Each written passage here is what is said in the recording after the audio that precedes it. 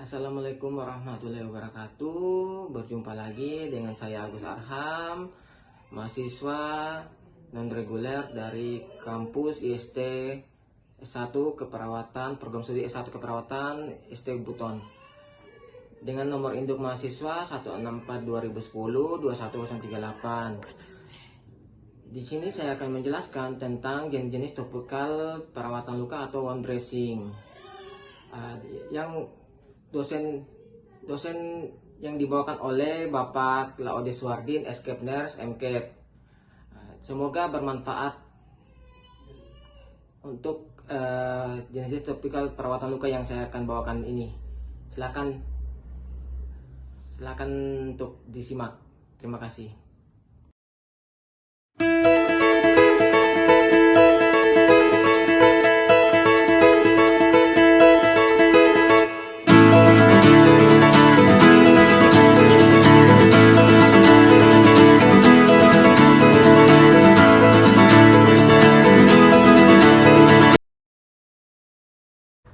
Perawatan luka telah mengalami perkembangan yang sangat pesat terutama dalam 2 dekade terakhir, yang ditunjang dengan kemajuan teknologi kesehatan. Di sisi lain, isu teknologi manajemen perawatan luka berkaitan dengan profil pasien yang sering disertai dengan kondisi penyakit degeneratif dan kelainan metabolik. Kondisi tersebut biasanya memerlukan perawatan yang lebih tepat agar proses penyembuhan luka bisa lebih optimal. Oleh karena itu, sekarang ini banyak sekali inovasi terbaru dari produk perawatan luka, salah satunya adalah topical terapi wound dressing. Terdapat berbagai jenis topical terapi dalam wound dressing dengan segala bentuk kelebihan dan kekurangannya, yang penggunaannya disesuaikan dengan kondisi luka yang dirawat.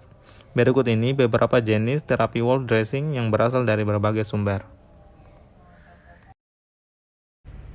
Jenis-jenis topical terapi. Pertama, hidrofobik merupakan topical terapi yang terbuat dari katun yang mengandung bahan aktif diasil karbamoil klorid yang bersifat hidrofobik kuat. Sifat ini sama dengan karakteristik bakteri sehingga diharapkan dapat terjadi ikatan secara fisika, dan dengan pergantian dressing, bakteri yang ada di permukaan luka juga terangkat. Kelebihannya yaitu dapat mengikat mikroorganisme pada luka sehingga meminimalkan kolonisasi yang ada, akhirnya mencegah atau minimalkan risiko infeksi. 2. Tidak menimbulkan resistensi. 3. Tidak bersifat sitotoksik, utamanya pada jaringan granulasi. Dan 4. Tidak menimbulkan alergi. Kekurangannya, jenis ini tidak dapat menyerap eksudat yang banyak. Biasanya membutuhkan secondary dressing.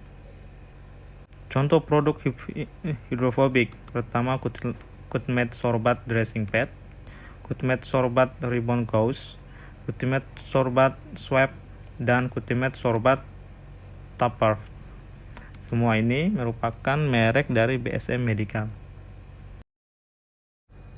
Jenis topical terapi yang kedua yaitu Natural Fiber Dressing, merupakan pembalut luka yang terbuat dari kapas, kasa, atau kombinasi keduanya. Kasa sudah lama dikenali oleh semua tenaga kesehatan sebagai balutan sejak lama. Ekonomis membuat kasa menjadi primadona, namun akhir-akhir ini ratingnya mulai menurun tergantikan oleh modern dressing.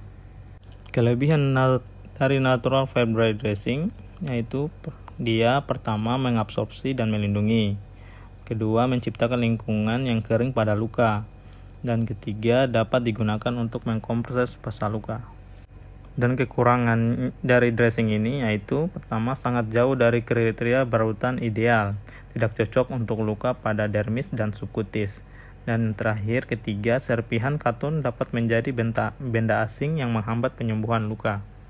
Contoh produknya yaitu kapas atau dan kasa. Jenis topical terapi berikutnya adalah semi-permeable film dressing, merupakan topical terapi yang dilapisi bahan perekat, tipis transparan, dan mengandung polyurethane film.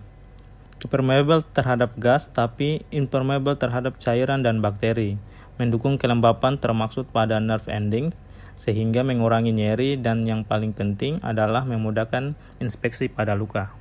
Kelebihan dari dressing ini yaitu permeable terhadap gas, impermeable terhadap cairan dan bakteri, mengurangi nyeri sebab ujung syaraf dipertahankan tetap lembab, dan keempat, memudahkan dalam infeksi luka.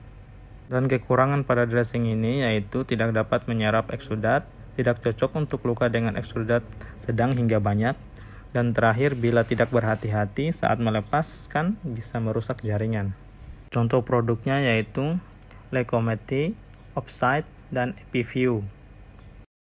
Topical terapi yang keempat yaitu foam dressing, merupakan topical terapi yang mengandung polyurethane foam, tersedia dalam kemasan sip atau lembaran atau gravity filling. Dressing ini sangat cocok digunakan pada luka dengan severe hingga high exudate. Kelebihannya yaitu mendukung suasana lembab pada luka, memiliki daya serap yang tinggi, dapat mengikuti kontur permukaan kulit. Kekurangannya yaitu tidak memungkinkan terjadinya autolysis debridement.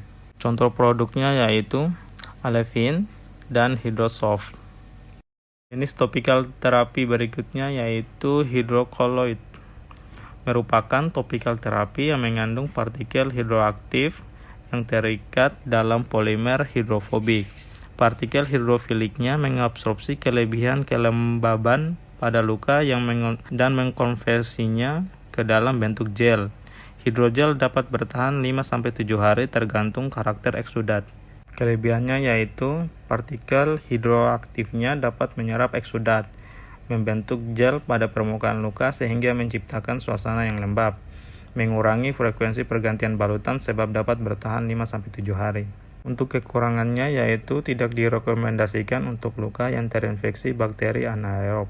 Lengket sehingga harus berhati-hati saat digunakan pada tipe luka yang mudah terkelupas dan kurang cocok untuk luka dengan cavity. Contoh produknya yaitu Duoderm, Aqualsec Hydrofiber, dan Confil. Yang keenam, hidrogel, merupakan salah satu contoh koloid yang berbahan dasar gliserin atau air yang mengembang dalam air. Mirip dengan hidrokoloid tapi dalam bentuk gel. Kelebihan dressing ini yaitu bekerja sebagai autolytic debridement, menciptakan suasana yang lembab pada luka, dan mengabsorpsi eksudat. Kekurangannya yaitu amphorosis gel tidak boleh digunakan pada sinus yang belum jelas dasarnya. Biasanya membutuhkan balutan sekunder dan terjadi maserasi di sekitar kulit luka. Contoh produknya yaitu Cutimed Gel, Interset Gel, dan Duoderm Gel. Yang ketujuh yaitu kalsium alginate.